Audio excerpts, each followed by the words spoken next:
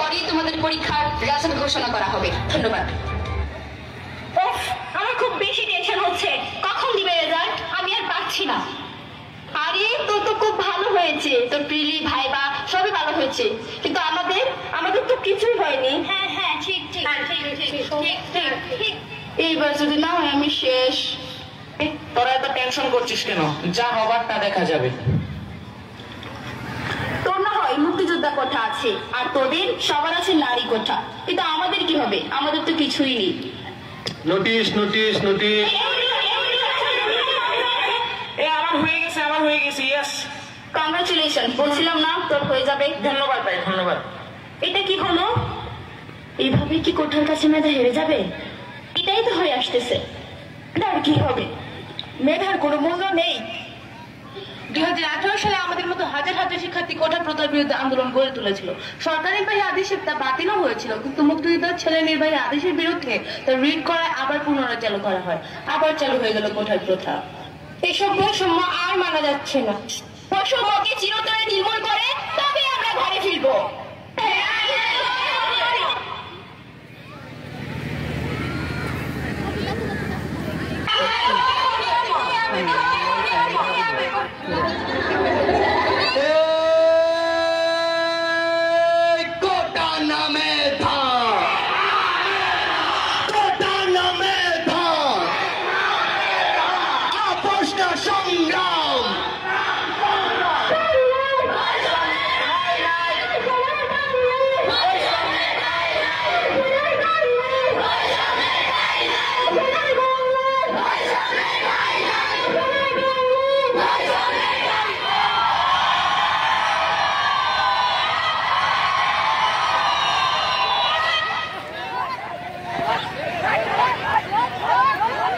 আমরা দেখতে পাচ্ছি যে এই ফ্যাসিস্ট বাহিনীর পুলিশরা ছাত্রদেরকে মারপিট করছে এবং অনেকে আহত হয়ে গেছে, এবং পিছনে ছাত্রলীগ রয়েছে। আমরা দেখতে পাচ্ছি যে ছাত্রলীগের পিছনে তাদের সাইনবোর্ড রয়েছে, তারা তাদেরকে পিটাচ্ছে।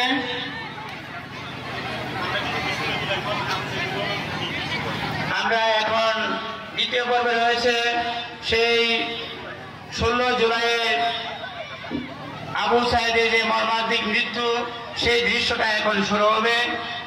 আমরা স্যারকে অনুরোধ করব সেইটুকু, আপনার অনেক মূল্যবান সময়, তারপরে এইটুকু দেখার জন্য আমি আপনাকে বিনীত অনুরোধ করব। সব ধরনের অধিকার ভোগ করবে, তারাই কেন কোটার দিয়ে মান সম্মান খাওয়া যাবে পুরা। আমি এটা তো করার প্ল্যানটা করতে হবে। হাসিনা পা মনে হয় ঘটে গেছে।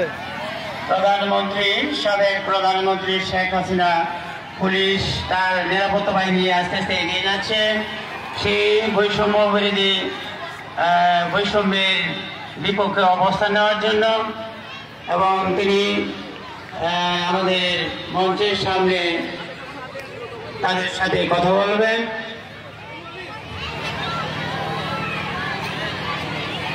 তারা তাদের অস্ত্র নিয়ে দাঁড়িয়ে রয়েছে।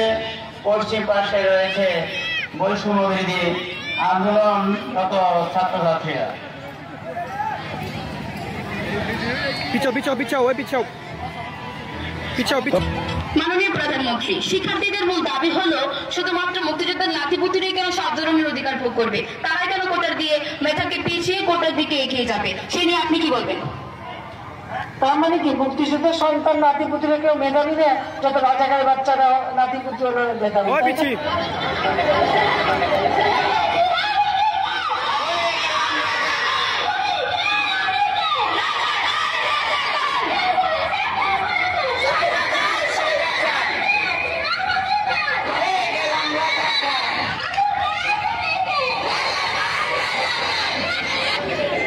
শিক্ষার্থীরা তোমরা এই মুহূর্তে রাস্তা ত্যাগ না করলে আমরা সরাসরি গুলি বর্ষণ করতে বাধ্য হবো। ছাত্রদেরকে রাজাকার মনে করে তারা, আমি আবারও বলছি, তোমরা এই মুহূর্তে রাস্তা ত্যাগ করলে তাহলে আমরা সরাসরি গুলি বর্ষণ করতে বাধ্য হবো। তাদের পুলিশ বাহিনী তাদেরকে গুলি করছে।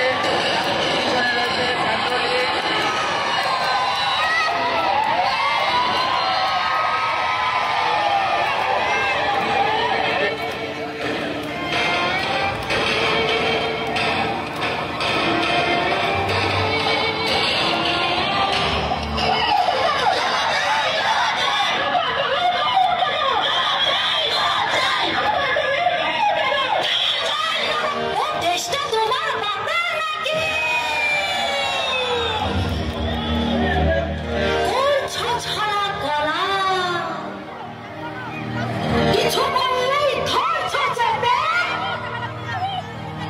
সব জনগণের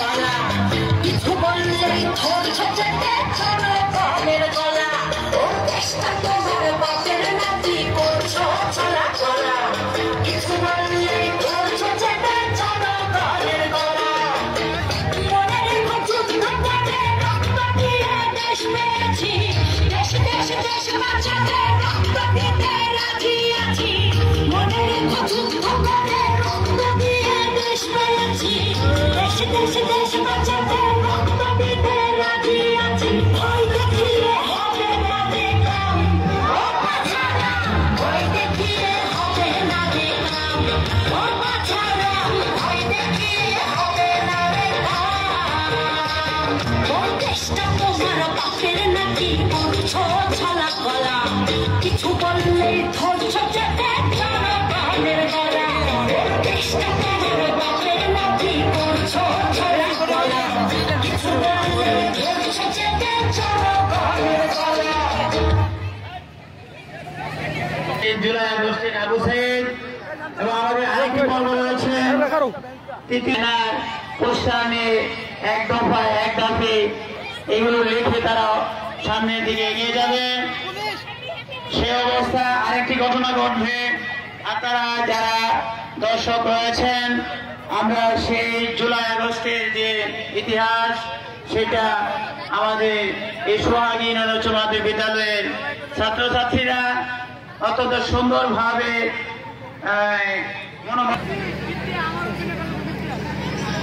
এখন আমরা এই স্ক্রিপ্টটা কোনটা ঘটনা দ্রুত শেষ করে ফেলি আমরা একই দেখতে পাচ্ছি যে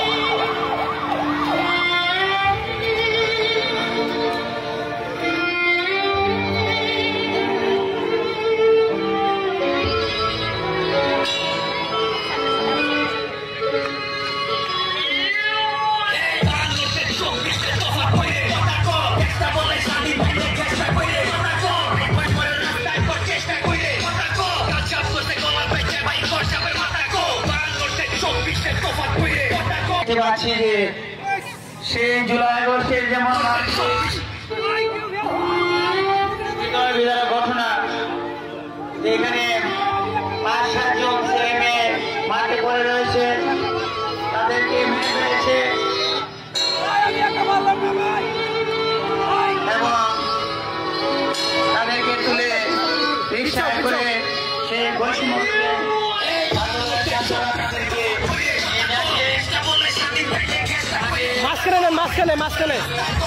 মাঝখানে নেন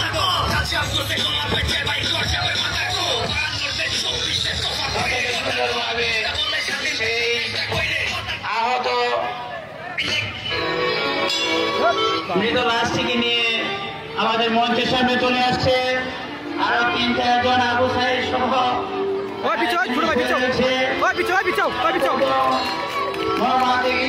ঘটনা যে সেই ঘটেছিল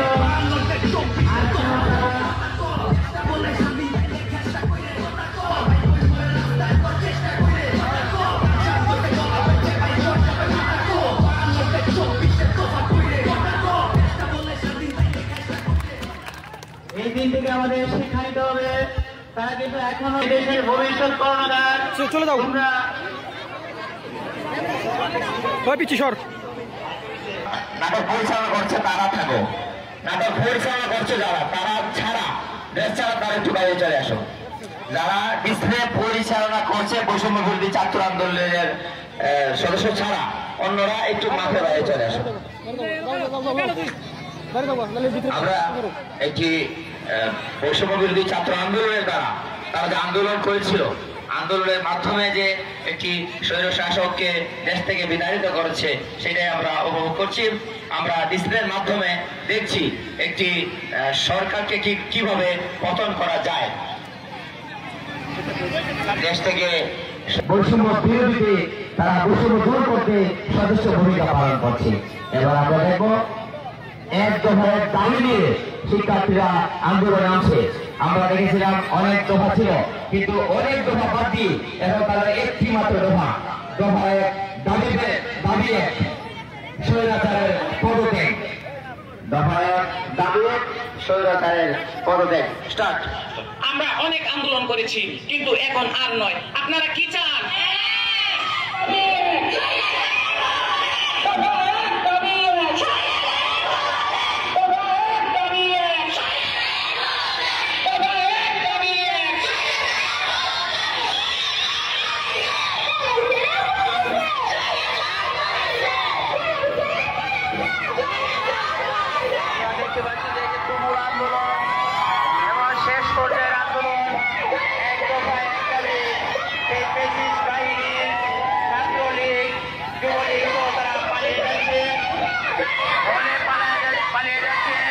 এবং বৈষম্য বিরোধী আন্দোলনের ছাত্রছাত্রীরা তারা এদেশে রাজপথ দখল করে নিয়েছে।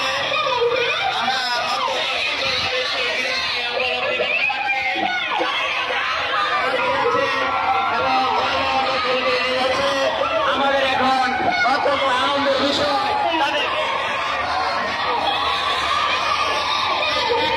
পালিয়ে যাচ্ছে, দখল করে নিয়েছে। এই বৈষম্য বিরোধী ছাত্র আন্দোলন থেকে